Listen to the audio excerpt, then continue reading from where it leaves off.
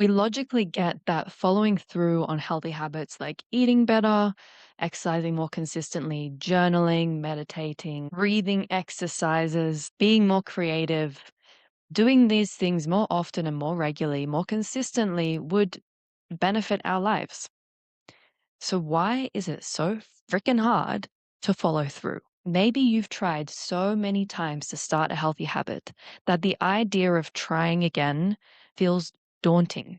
There's a sinking feeling in your chest or your stomach because there's a thought of, yeah, but I don't want to feel disappointed in myself again. I don't trust myself to follow through. Through working with people who struggle with chronic skin picking and hair pulling and nail biting over the past 3 years, this is a theme that has popped up over and over and over again inside my group coaching and inside my one on one containers. And there is a pattern that I've noticed within that. That is the true thing that's stopping most people from following through on healthy habits. And no, it's not that you just can't do it. It's not that you're not capable or you suck or you're just not like other people. It's something else. So let's talk about it so that you can actually follow through on the things that you want to do that you know are good for you, but in a way that feels good to you. We're not going to be using more grit and willpower and pushing yourself harder. We're going to be taking a deep breath and approaching this with more kindness and a healthy dose of reality. This is the Beyond Skin Picking and Hair Pulling podcast. My name is Raffaela Marie. I am your host. I struggled with chronic skin picking for 15 years, and I healed from it through focusing on addressing the root cause. Using science, intuition, and personal experience, I now help people like you to heal as I did. And if you want more support in healing, make sure you hit like and subscribe. If you are enjoying and you appreciate the work that I put out there on this podcast and on other platforms, please do leave a 5-star review. It is a huge support and helps me to continue putting out these podcasts and all the other resources and content that I create consistently every single week. I want to be real honest with you right now. I did not at all the way I planned, the way I envisioned my day today was not recording this episode. In fact, in less than 24 hours, this episode needs to be edited, uploaded, and ready to go for you to listen to. And I already had one recorded, but the audio didn't work. And as someone who used to be a major perfectionist, I've spent many years learning how to become more flexible and kind with myself when the unexpected happens. Because when things don't go the way we expect, the way we envision them to be, that's when perfectionism gets triggered because we're no longer in control. And when we're no longer in control, we start to spiral. Now, what does this have to do with following through on healthy habits? One of the biggest things I've seen that hold people back from doing the things that they want to do, from following through on healthy habits, is perfectionism. Having unrealistic expectations. Or maybe they have realistic expectations, but it still doesn't turn out as they expected because shit happens. Sometimes the audio just doesn't friggin' work. This is something that actually came up in a group coaching session with my clients last week. And since then, I've had it in my mind to do a podcast episode on it because it's not as complicated as we think it is. When we set an intention to exercise more regularly, to eat more healthily, to meditate, journal, things like this, I want to give you a clear representation of what is going on when we have unfair expectations, when perfectionism comes in. There is a fairly well-known famous cartoon drawing, and it has animals standing in a line. So there's a bird, a monkey, a penguin, an elephant, a fish in a bowl, a seal, and a dog. There is a tree standing behind them, and there is a man sitting at a desk, and he is saying, for a fair selection, everybody has to take the same exam. Please climb that tree. And of course, the only animals that can really climb the tree would be the bird and the monkey. The other animals cannot do that. It doesn't work for them. I think this comic was actually drawn to represent the school systems and how they don't support the different kinds of learning styles of different children, the different kinds of learning styles that people have. When we say, I want to meditate regularly, what this image represents is rigidity, inflexibility.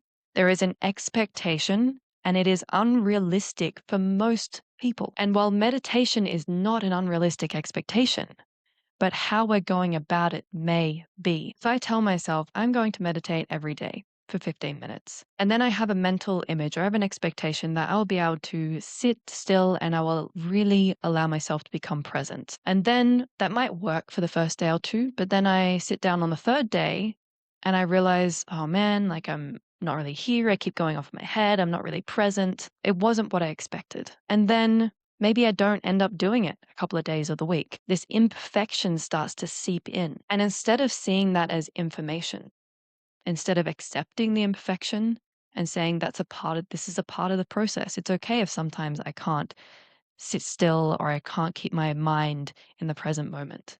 It's part of the practice. I'm here to learn how to bring my mind back into the moment when it seems like it's everywhere else.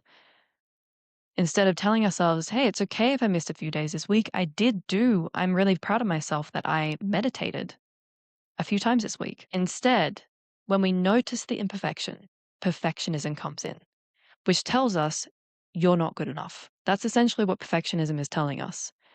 How it feels is you're not good enough. If you can't do this, if you can't complete this the way that you expected or the way that other people expect, you're not good enough.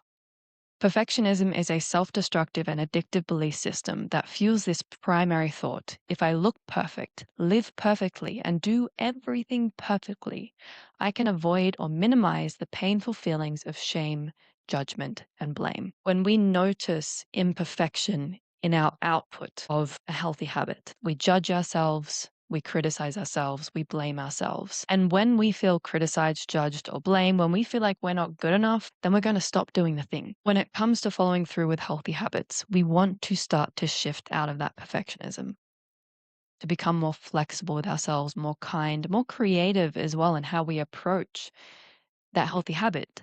Because there are many different ways you can meditate. There are many different ways you can journal. There are many different ways you can do a gratitude practice. There are many different ways you can eat healthily or exercise.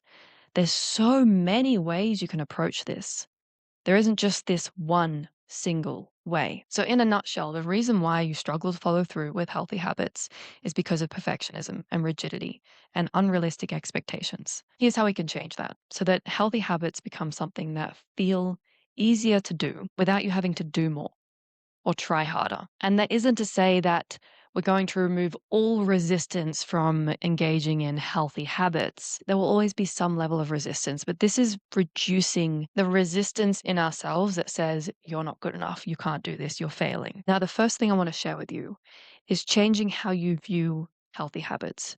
When you think of these healthy habits that you want to be more consistent with, or that you would like to start, but you're afraid of failing at, whichever one comes to your mind first, whichever one feels the biggest, ask yourself, why is this so important to you? Why do you want to do this for you?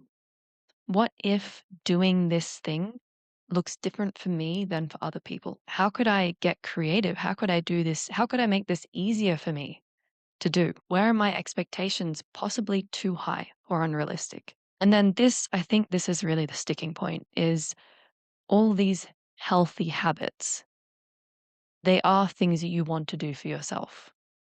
They're gifts you want to give to yourself. And if there's one thing I've learned through coaching people and healing from chronic skin picking, through being inside this community, is that most people who struggle with a body focused repetitive behavior feel guilt around putting themselves first. They feel like they're being arrogant or selfish.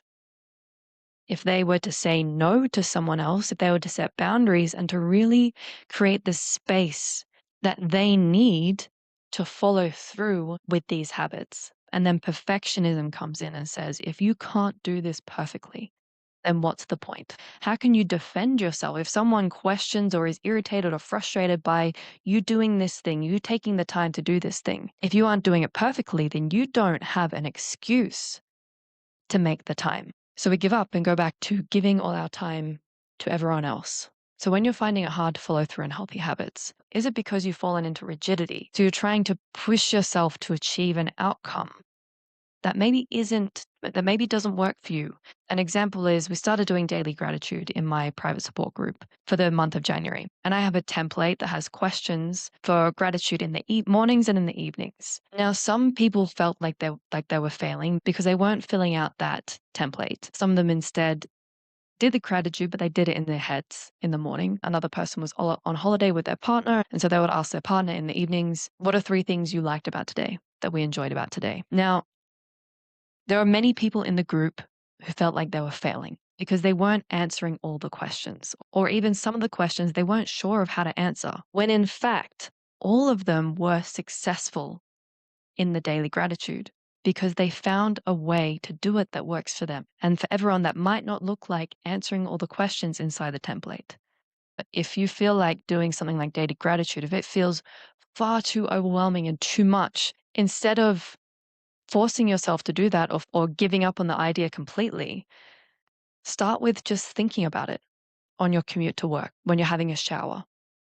Find ways to integrate this practice, not just this practice, but any kind of healthy habit, into your life in a way that works for you. Instead of demanding perfection, demanding it to look and sound and feel the way we expected it to, and allowing in some nuance of, I'm still doing this, even if it doesn't look how I expected it to. This is still okay. This is enough.